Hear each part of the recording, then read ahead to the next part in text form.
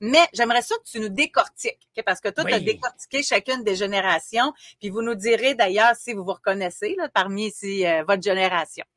Ben, écoute, ce qui est intéressant, c'est que je voulais mettre, on dit toujours une image vaut mille mots. Oui. Puis ça, on parle souvent de date, puis des fois, les gens, quand on parle de date, les gens ont de la difficulté à se faire leur idée. C'est qui est dans cette date-là, puis c'est qui.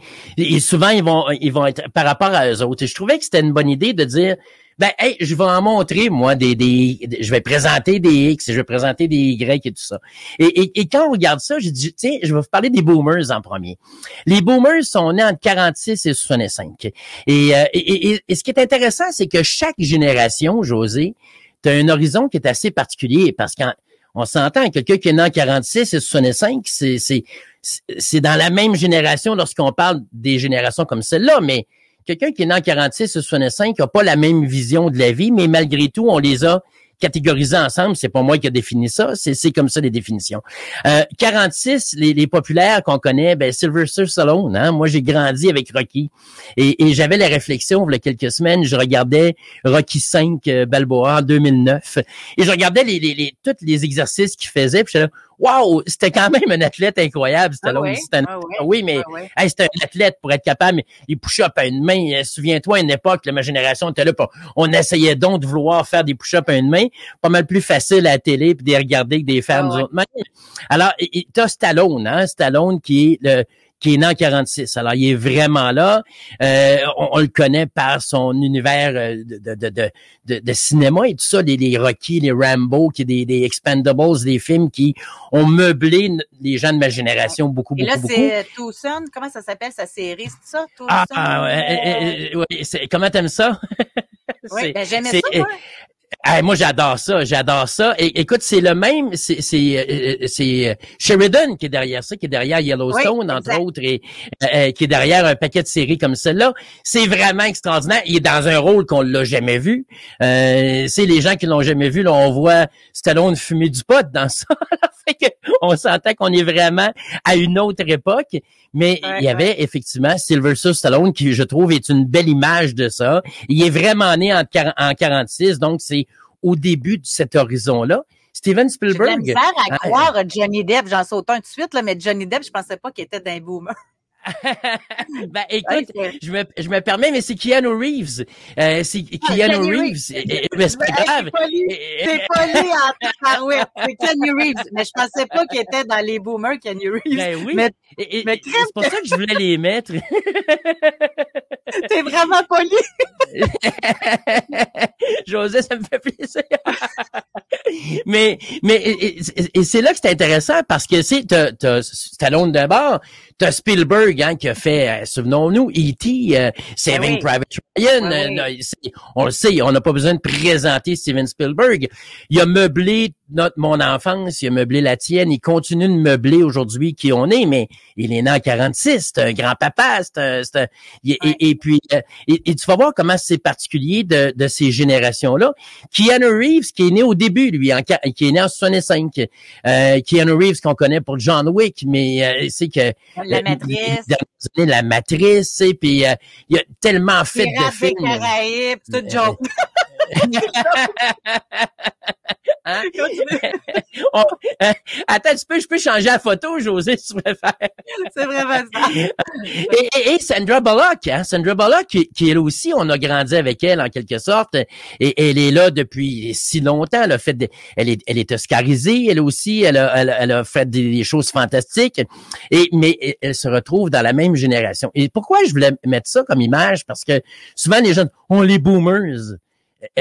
Quand on regarde John Wick, est-ce qu'on se dit, les boomers, hein? C'est pas pareil, hein?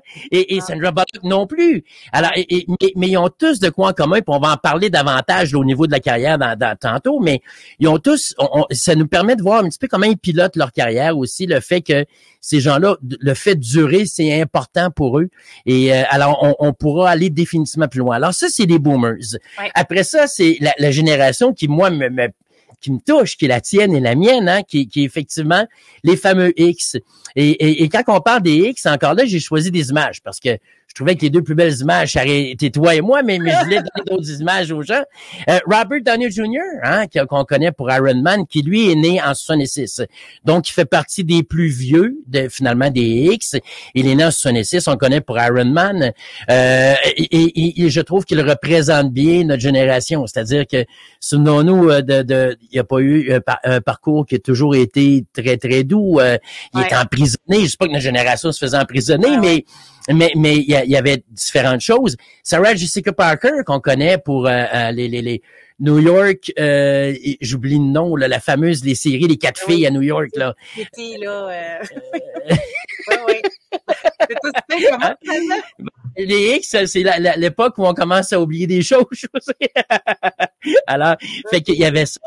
Ryan Gosling, Ken, hein, qu'on a vu dans le film de Barbie l'année passée, entre autres, mais qui a fait un paquet de films, bien entendu, puis autant d'action que de toutes sortes de choses, mais lui, il est né en 80. Vas-y. Sex and the City. Sex and the City. Merci, José. Et Kim Kardashian, qui est née également en 80. Alors, fait c'est quand on regarde les images, les X, c'est quand même, encore une fois, un horizon qui est assez grand et sur lequel il se passe, encore une fois, une quinzaine d'années. Et 15 ans, ça paraît, imagine, José, là, que tu avais un petit frère de 15 ans ou une petite sœur de 15 ans de moins que toi.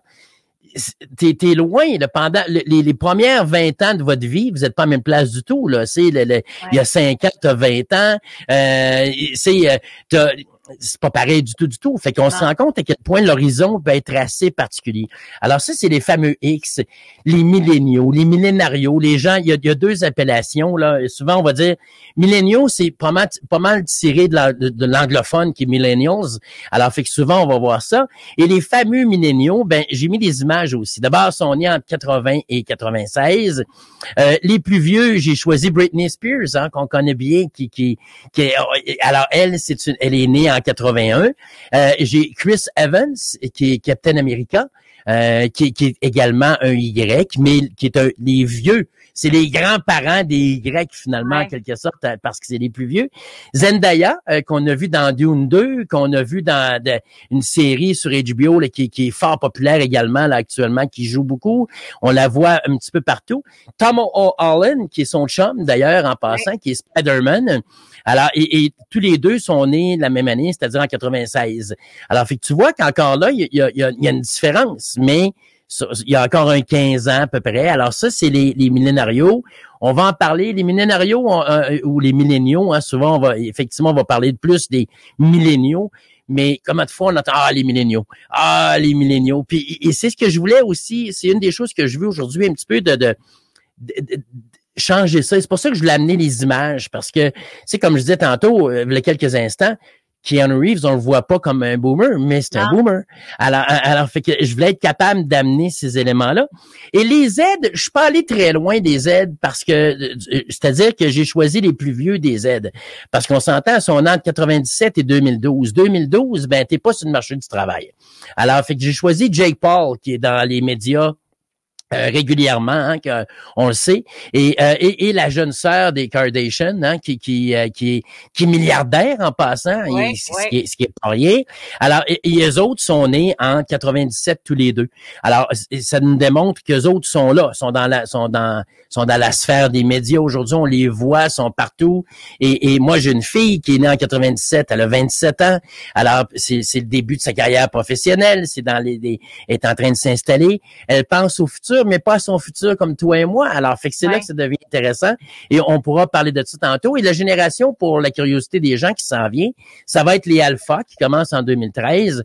Je ne sais pas comment ils vont être sur le marché du travail. Mais ils vont virer. Ils vont virer de leur façon, mais on verra éventuellement, sauf que c'est encore trop tôt pour être capable d'analyser qui ils sont. Je te dirais que des compagnies dans le domaine des médias, ou pas juste des médias, mais dans le domaine du marketing, vont être intéressées de voir qu'est-ce qui se passe avec les alphas parce que c'est souvent par là qu'on va attirer les parents pour les faire dépenser. Alors, eux autres vont être très sensibles à ce qui touche ces groupes-là. Mais pour nous autres, dans ce qui nous intéresse aujourd'hui, je me suis concentré sur les boomers, sur les X, sur les Y et sur les Z.